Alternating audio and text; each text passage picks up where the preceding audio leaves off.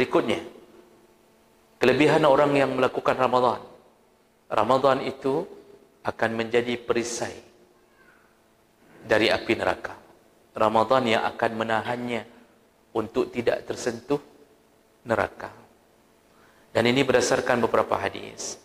Di antaranya hadis riwayat Bukhari Muslim, Rasulullah berkata, "As-siyamu junnah." Puasa itu perisai, kata Rasulullah. "Wa idza kana yaumu shaumi ahadikum fala yarfus wa la yaskhab wa la fa in sabahu ahadun aw qatalahu falyaqul inni sha'im." Kata Rasulullah, puasa itu perisai, junnah. Orang yang sedang berpuasa, janganlah mengatakan perkataan yang buruk, caci maki. Artinya, yang bisa menyebabkan perisai itu bolong, caci maki kita di tengah Ramadan. Yang menyebabkan bolongnya perisai, itu gara-gara kita masih belum bisa bertahan dengan maksiat mulut. Dalam hadis yang lain disebut, madama lam yukazzib wal ghaibah.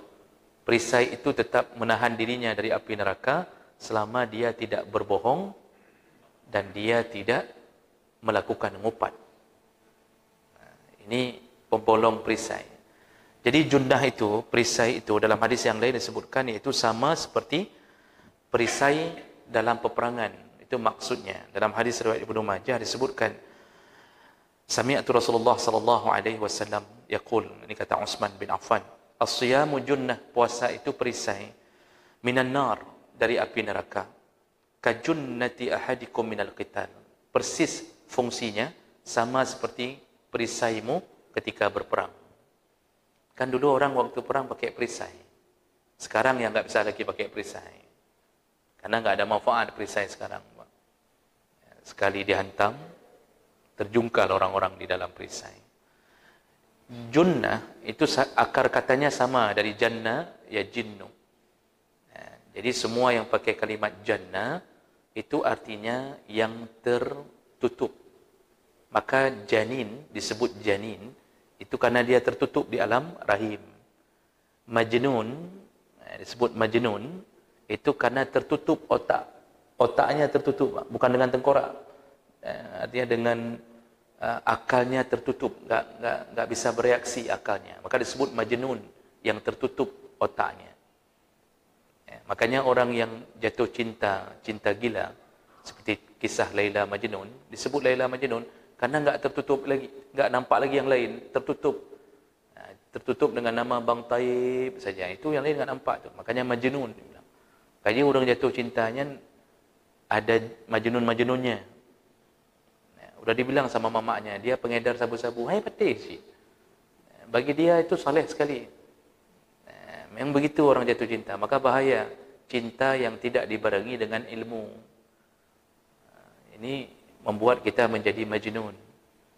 Begitu juga junnah itu disebut perisai. Dia menutup orang yang memegang perisai. Tertutup. Jadi pedang yang disabet itu tidak bisa terkena, tubuh ditutupi oleh junnah. Begitulah fungsi Ramadan. Jadi kalau dijabarkan dalam syarah para ulama tentang hadis ini, maksud junnah itu ada dua. Maksud junnahnya Ramadan ada dua. Yang pertama, Ramadan bisa menahan kita dari api neraka dengan membuat kita tidak mampu atau lemah melakukan maksiat selama puasa. Jadi dibentengi oleh Ramadan, maksiat kita lemah, syahwat kita lemah. Jadi ditutup jalan-jalan menuju ke neraka, ditutup oleh Ramadan. Makanya kan orang sedang puasa apa lemah begitu. Yang mau maksiat volumenya kurang, yang mau berzina enggak sanggup. Apalagi sedang puasa, enggak sanggup berzina. Diajak berzina, hai, itu malam menteng kata dia. Begitu malam, kekenyangan. Enggak sanggup juga lagi, enggak sanggup. Terus tahan. Orang yang mau ngupat, enggak sanggup. Bibirnya udah keluh begitu. Bibir udah capek, mau ngupat, enggak sanggup lagi. Dia katakan kau upat kerau ke pedang, doa ini. Diajak berantem, Di tengah jalan diajak berantem, orang puasa lebih banyak menghindar, Pak. Udahlah, enggak sanggup lagi lah. Malas kita berantem. Ya, habis raya aja gaduh jadual berantem kita. Begitu fungsi puasa membuat kita ini tertahan dari maksiat-maksiat. Kita ini yang paling kuat menggoda kita kan syahwat. Nafsu syahwat. Lebih kuat daripada syaitan. Syaitan tu lemah, Pak. Dengan bismillah saja sudah terlempar dia. Azan saja sampai terbirit-birit. Azan saja terbirit-birit. Apalagi dibacakan ayat kursi. Belum kena kursi, baru ayatnya saja dia udah hancur-hancuran. Itu syaitan tu lemah. Tapi nafsu enggak mempan dengan bismillah. Dia harus orang yang mengetahui ilmu tentang mengenal Allah, hakikat surga, neraka, itu baru bisa menahan syahwat. Dan puasa paling efektif menahan syahwat. Makanya Rasulullah mengatakan, ya ayyuhas syabab, dalam hadis yang lain, wahai para pemuda, kata Rasulullah, man istata'a minkumul ba'ah, barang siapa yang sudah ada keinginan untuk menikah, falyatazawwaj, segeralah menikah. Ini kepada para pemuda yang belum nikah. Hoka pemuda yang belum nikah kan? Disuruh segera menikah. Kenapa? Karena ternyata kalau tidak sanggup menikah, itu syahwat enggak tertahan kecuali oleh satu perkara. Ya. Kalau enggak sanggup juga menikah, maka berpuasalah, kata Nabi. Berpuasalah. Dengan puasa tertunduk pandanganmu, tertunduk syahwatmu. Puasa itu perisai, dijaga orang. Makanya ada anak muda suka puasa Senin Kamis, terjaga, Pak. Walaupun enggak kahwin-kahwin tu, terjaga. Ya. Jadi dia rencana kahwin hari Rabu, besok udah Kamis, puasa lagi, udah enggak mau lagi kahwin. Pokoknya selama masih ada Senin Kamis dia enggak ada rencana kahwin ya. Mudah lagi Pak. Tapi selamat. Coba lihat anak muda yang enggak pernah puasa. Banyak sekali jatuh dalam maksiat. Jadi ini paling efektif menahan syahwat. Kemudian maksud kedua dari perisai, benar-benar nanti di akhirat Ramadan yang datang, puasa datang membela kita, benar-benar. Ada beberapa hadis, ada hadis tentang waktu, saya tidak hafal matan seluruhnya lagi, Pak, tapi saya ingat hadisnya. Hadis sahih, itu ada hadis yang menyebutkan ketika kita masuk ke alam barzakh. Jadi ketika malaikat datang setelah menanyakan pertanyaan inti, jadi malaikat mendatangi dari arah kepala, datang dari arah tangan, datang dari arah mulut, datang lagi ke arah perut. Semua anggota tubuh berbicara. Itu contohnya disebutkan dalam hadis. Yang datang dari arah perut mengatakan, jangan dari sini. Perut inilah dulu yang berpuasa. Yang datang dari mulut mengatakan, jangan dari sini. Jangan datang dari sini. Mulut inilah yang dulu baca Quran, berzikir. Datang dari arah mata yang melihat mushaf. Datang ini, datang. Ditolak semuanya oleh anggota. Menunjukkan semua anggota tubuhnya beramal ketika dia hidup. Ada dua hadis yang menyebutkan itu. Dengan gaya bahasa yang berbeda. Dan ada satu hadis, itu Al-Quran dan saum, puasa, datang di hari kiamat. Ketika kita sedang di yaumil hisab, dihisab oleh Allah, Al-Quran was-siyam ya'tiyan. Mereka berdua datang, Al-Quran dan puasa datang. Lalu mereka berkata kepada Allah. Jadi yang berkata duluan puasa. Fayaqulus saum, fayaqulus siyam. Puasa berkata, ana mana'tuhu minat ta'am wasyahwat. Ya Allah, di dunia gara-gara aku, disebabkan aku, dia menahan-nahan diri dari makan, minum dan syahwat. Artinya karena dia memikirkanku.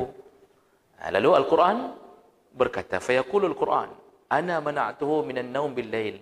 Ya Allah, dulu di dunia disebabkan aku, itu Al-Quran maksudnya, disebabkan aku, dia tidak tidur malam untuk baca Quran. Fasyafi'ni fi. Puasa mengatakan, izinkan kami memberi syafaat. Al-Quran mengatakan, izinkan kami memberi syafaat. Lalu Allah tidak jawab. Setelah dua-duanya selesai mengadukan itu, baru Allah jawab, fasyafi'an. Berikanlah syafaat kalian untuk orang ini. Jadi betul-betul datang Al-Quran dan Ramadan. Makanya puasa itu kan dekat sekali dengan Quran. Syahrul Ramadan allazi unzila fihi al-Quran. Ini amalan-amalan terhebat. Puasa, baca Quran. Puasa, baca Quran.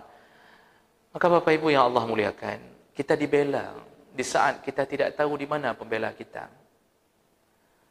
Jangan terlalu banyak berharap dari keluarga. Karena keluarga kadang-kadang pun disibukkan dengan amal masing-masing. Kecuali amal jariah yang pernah kita tanamkan pada keluarga.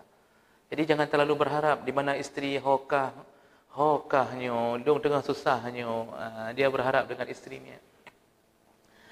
Istrinya mungkin waktu dia meninggal, setelah 4 bulan 10 hari, istrinya sudah dilamar orang. Mungkin dia satu barisan dengan suami barunya. Tidak lagi dengan kita. Kita masih memanggil-manggil namanya. Kalau dia 4 bulan 10 hari, kalau istri meninggal, lebih jangan berharap dari suami. Suami enggak nunggu 4 bulan 10 hari. Pak Mati Peloro ya, habis. Istri masih berharap, kemana engkau kanda? Aku sedang susah di akhirat. Tidak ada. 10 hari dia. Kerana dia tidak ada masa. Dah 10 hari. Di antara orang yang jamaah takziah dikawininya salah satunya. Maka jangan merasa bahawa kita hidup ini bergantung kepada orang lain. Tidak. Tidak. Hari itu kita bertanggungjawab di atas amal kita masing-masing. Jangan terlalu berharap dari pertolongan anak. Karena semua di waktu itu sibuk dengan urusan masing-masing. Bahkan ketika kita meninggal, anak kita pun melupakan kita dalam hitungan sebulan. Apalagi ibunya mendapatkan suami yang lebih segala-gala. Yang isteri tadi yang 4 bulan 10 hari itu, mungkin dilamar oleh PNS. Sedangkan kita dulu honorer. Mungkin lebih baik daripada kita, lebih lembut daripada kita. Dompetnya lebih tebal daripada dompet kita. Walaupun isinya KTP semua. Tapi jemaah melaka Allah, anak kita mana banyak terfikir, dia sudah panggil ke papa barunya dengan bahasa yang lebih indah. Dia panggil ke kita mungkin ya ke papanya dia yang baru itu dia panggil papa. Penuh-penuh dia panggil papa. Subhanallah, itulah dunia. Maka satu-satunya yang kita harapkan adalah amal. Dan amal yang akan jadi pembela dipastikan Al-Quran dan puasa. Kalau Allah sudah izinkan, berilah syafaat. Maka pertolongan datang di saat genting, kita yang sejatinya mungkin dengan maksiat dicampakkan ke neraka karena diberi syafaat oleh Al-Quran dan puasa. Mudah-mudahan kita masuk surga. Maka serius ketika berpuasa itu ya serius. Hormatilah Ramadan. Tapi yang model-model belanja 35.000 dari pagi sampai malam itu mungkin tak datang puasa. Ya, hari siang malam buat kuih ganti gorden. Tak ada mikir lagi pun. Khatam Quran tak ada khatam pun. Ya. Jadi ini akibat apa? Tidak bersahabat dengan Ramadan.